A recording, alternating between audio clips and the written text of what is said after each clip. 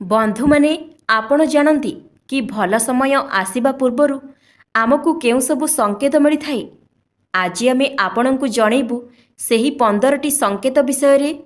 सेही संकेत जदि आपणंकु मिलुछि तेबे आपण जानि जिबे कि आपणंक भाग्य उदय हेबाकु जाउछि। आपण माने जे कोनोसी काम आरंभ करिबे प्रत्येक क्षेत्र रे आपणंकर मंगल ओ शुभमय हेबो। तेणु भिडियोटी को स्किप न करी शेष पर्यंत देखिबाकू आपणंकु अनुरोध। बंधु माने आम आखपाखरे बहुत किछि घटना घटी जाए किंतु आमे सेथि प्रति ध्यान दियंती नहीं। किंतु आम चारि पाखरे जहाँ भी घटना घटुछि सेथिरु आमे अनुमान करि परिबा कि आगकू आमर भल हेबो ना खराब हेबो। जदि आपणंक जीवन रे किछि भल हेबाकू थिबो तो आपणंकु निश्चय एही संकेत मिली थाए किंतु आपण जानि पारंती नहीं। तेबे बंधुगण आसंतु जानिबा सेही शुभ संकेत विषय रे। प्रथम संकेतटी हेउछि ब्रह्म मुहूर्त रे आपणंक निद भांगिबा। भोर 3टारू 5टा भितरे आपण निदरू उठी पड़िबे। जेउ लोक एही समय रे उठी थाए से लोकर भाग्य हीरा भली चमकी थाए। से व्यक्ति भविष्यत रे बहुत उन्नति करती। से माने निज कर्म बल रे बहुत बड़ बड़ अचीवमेंट करिथांती। जदि आपण माने एही ब्रह्म मुहूर्त रे सबुदिन उठुछंती बा भोर 3टारू 5टा भितरे आपणको निद्रा भांगी जाउछि ताहेले जानि रखंतु निश्चित भाबरे आपणको जीवन रे बहुत बड़ परिवर्तन हेबाकू जाउछि। आपणको लाइफ रे एभली किछि घटना घटिबाकू जाउछि जहाँ आपण केबे कल्पना करि नथिबे। द्वितीय संकेतटी हेला गोमातांकर आगमन हेब। गाय हेउछंती आमर माता। तेणु धर्मशास्त्र रे कुहा जाइछि जे गोमातांको ठारे समस्त देवी देवता बास करंती। तेणु जेतेबेले आमर भल समय आसीबाकू थिबो गोमाता आपणंक घरकू बारंबार आसीबो। जदि एभली किछि घटना घटुछि आपणंक सह गाय जदि आपणंक घरकू बारंबार आसुछि एवं आपणंकू देखि हंबाळुछि तेबे आपण किछि ना किछि निश्चय खाइबाकू दियंतु एवं नमस्कार करंतु। आपणंकर जहाँ भी मनस्कामना अछि आपण गोमातांकू जणांतु। देखिबे निश्चय आपणंक जीवन परिवर्तन होइजिबो। तृतीय संकेतटी हेउछि जदि आपणंक घरे कला पिंपुड़ी हेउछि आपण सेही कला पिंपुड़ी को देखुछंती तो जानि नियंतु वर्तमान ठारू आपणंकर बहुत भल समय आसीबाकू जाउछि। कला पिंपुड़ी बहुत शुभ होई थाए। जदि आपण माने आपणंक घरे कला पिंपुड़ी देखंती ताहेले आपण तांकू किछि खाद्य खाइबाकू दियंतु।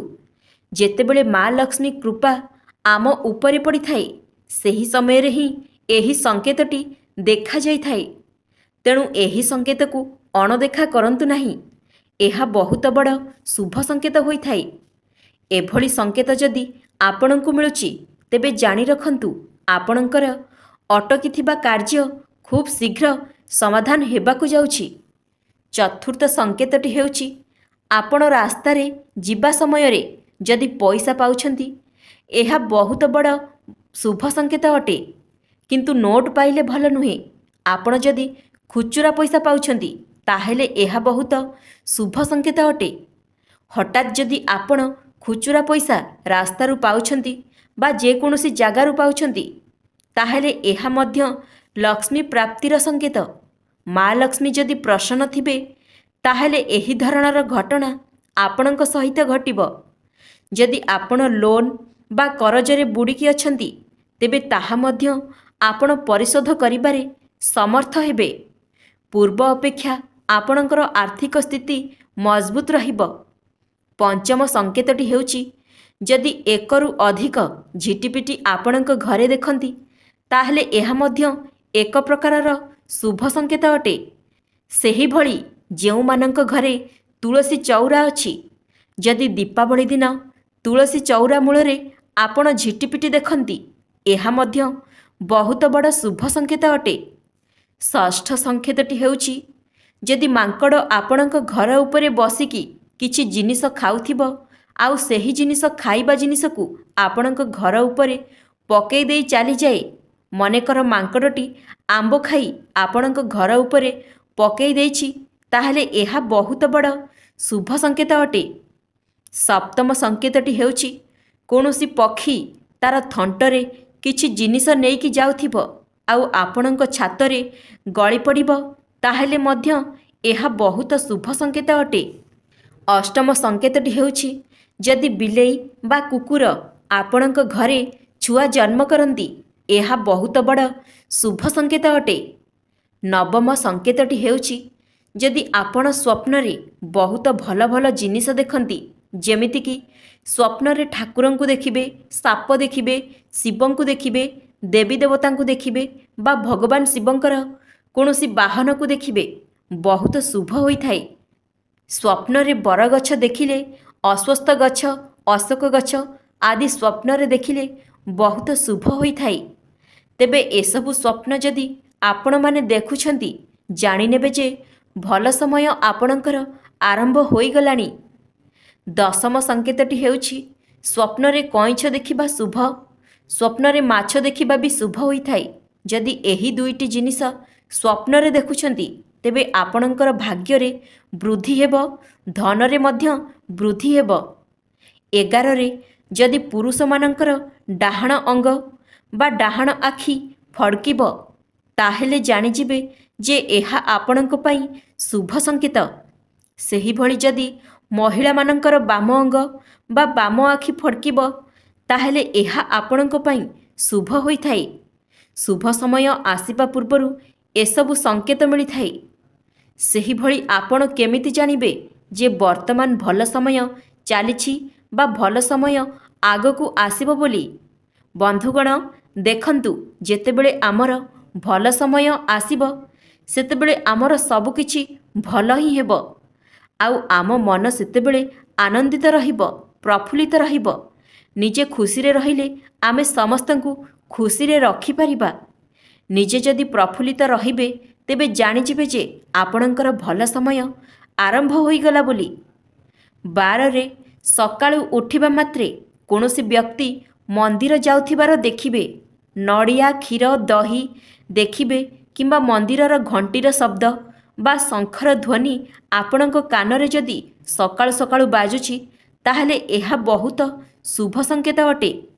13ରେ ମନ୍ଦିରରେ ଯଦି କୌଣସି ସଧବା ନାରୀ ଫେରୁଥିବାର ବା ଯାଉଥିବାର ଆପଣ ଯଦି ଦେଖୁଛନ୍ତି, ତେବେ ବହୁତ ଶୁଭ ହୋଇଥାଏ।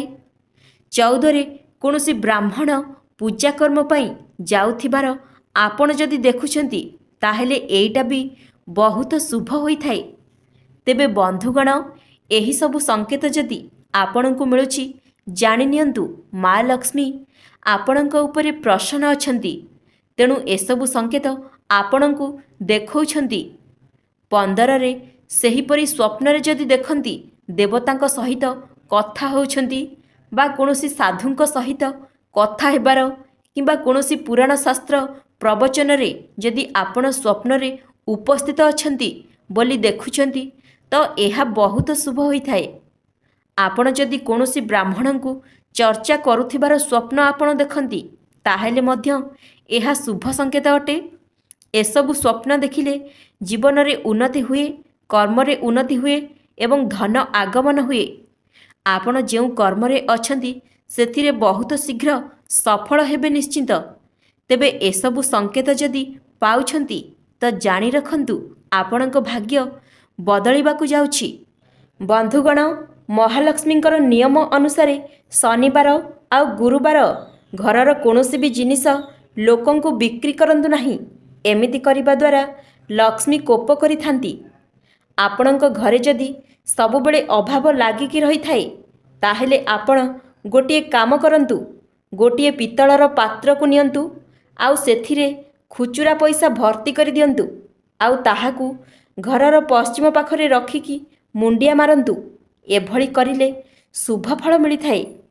ତାହା ବ୍ୟତୀତ ଘର ସାମ୍ନାରେ ପଥର ଜମା କରନ୍ତୁ ନାହିଁ କି କଣ୍ଟା ଗଛ ଲଗାନ୍ତୁ ନାହିଁ। ମଙ୍ଗଳବାର ଦିନ ଘରୁ କୌଣସି ପୁରୁଣା ଜିନିଷକୁ ବିକନ୍ତୁ ନାହିଁ, ଯାହା ଯୋଗୁଁ ମହାଲକ୍ଷ୍ମୀ କ୍ରୋଧିତ ହୋଇଥାନ୍ତି। ଏହା ବ୍ୟତୀତ ଯଦି ଆପଣ ଘରୁ ବାହାରିବା ବେଳେ ଧଳା ପେଚା ଦେଖନ୍ତି ତାହେଲେ ତାହା ଅତ୍ୟନ୍ତ ଶୁଭ ହୋଇଥାଏ। ତାହା ବ୍ୟତୀତ ଯଦି ଘର ଆଗରେ ନେଉଳ ବା ଧଳା ପାରାର ଚିତ୍ରକୁ ଦେଖନ୍ତି ତାହା ଶୁଭ ବୋଲି ମାନିଥାଉ। ତେବେ ଏହା ବ୍ୟତୀତ ଘରର ଦକ୍ଷିଣ ଦିଗରେ ତୁଳସୀ ଗଛ ଲଗାନ୍ତୁ ଏବଂ ଅଗ୍ନିକୋଣରେ ଘର କରନ୍ତୁ ନାହିଁ। ରୋଷେଇ ଘରେ କେବେ ବି ଝାଡ଼ୁ ରଖନ୍ତୁ ନାହିଁ। ଏହା ଆପଣଙ୍କ ପାଇଁ ଶୁଭ ସାବ୍ୟସ୍ତ ହେବ। ତେବେ ଘରେ ଯଦି କଳା ରଙ୍ଗର ପିମ୍ପୁଡ଼ି ଗୋଲାକାର ହେଇକି ବୁଲୁଥିବାର ଦେଖୁଛନ୍ତି ତାହେଲେ ତାହା ଶୁଭ ସଂକେତ ଦେଇଥାଏ। ତେବେ ଏହିସବୁ ନିୟମକୁ ମାନିଲେ ଆମେ ମହାଲକ୍ଷ୍ମୀଙ୍କୁ ପ୍ରସନ୍ନ କରିପାରିବା।